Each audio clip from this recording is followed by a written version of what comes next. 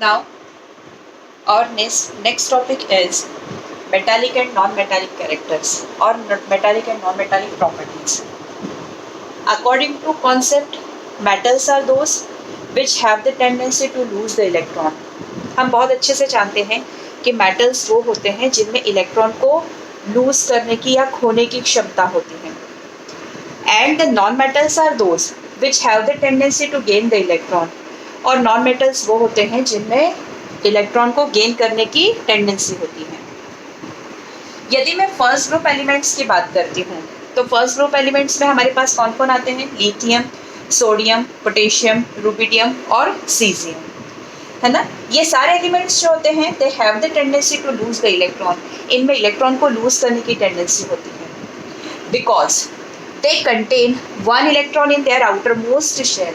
Reason क्या होता है कि इनके आउटर मोस्ट शेल में जो है वो कितने इलेक्ट्रॉन होते हैं बेटा? 1 इलेक्ट्रॉन होते हैं. एग्जाम्पल अगर मैं ले लूँ लिथियम, तो लिथियम के आउटर मोस्ट शेल में कितने इलेक्ट्रॉन्स हो गए? 2,1. यदि मैं सोडियम लेती हूँ तो इट इज़ 2,8,1. तो इस कंडीशन में क्या होगा कि they have the tendency to lose the electron, क्योंकि एक इलेक्ट्रॉन को लूज करने के बाद में वो कैसे हो जाएंगे? इनका कॉन्फ़िगरेशन कैसा हो जाएगा? स्टेबल कॉन्फ़िगरेशन हो जाएगा. और स्टेबल कॉन्फ़िगरेशन हो जाएगा इसीलिए ये सारे कैसे होते हैं? Metallic in nature. लेकिन जब मैं नॉन मेटल्स की बात करती हूँ तो नॉन मेटल्स में क्या होता है? They have the tendency to gain the electron. Electron में इलेक्ट्रॉन को गेन करने की टेंडेंसी होती है.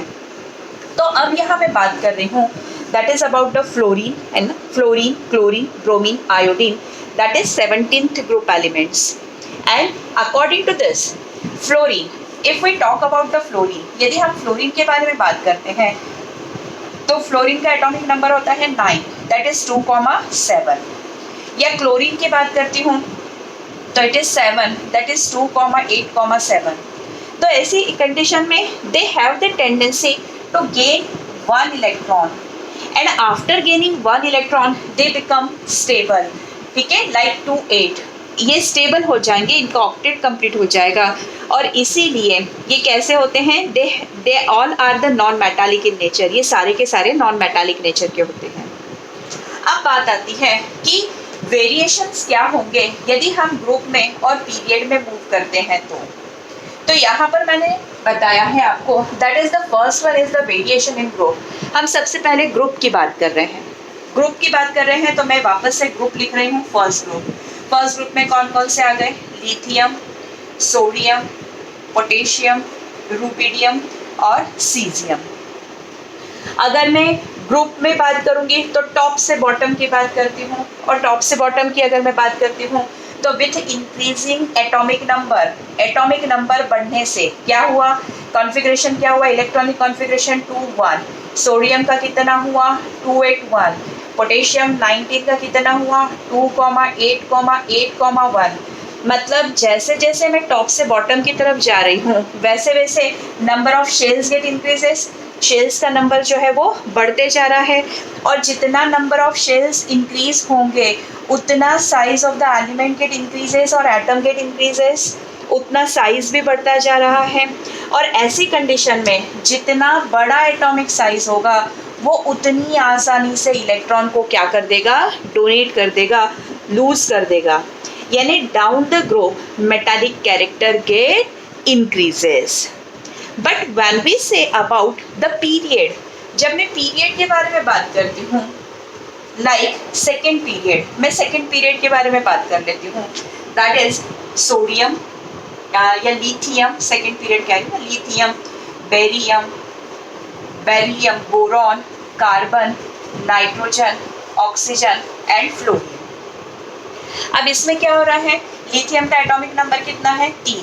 बेरिलियम का कितना है? 4. बोरॉन 5, कार्बन 6, नाइट्रोजन 7, ऑक्सीजन 8 और फ्लोरीन 9.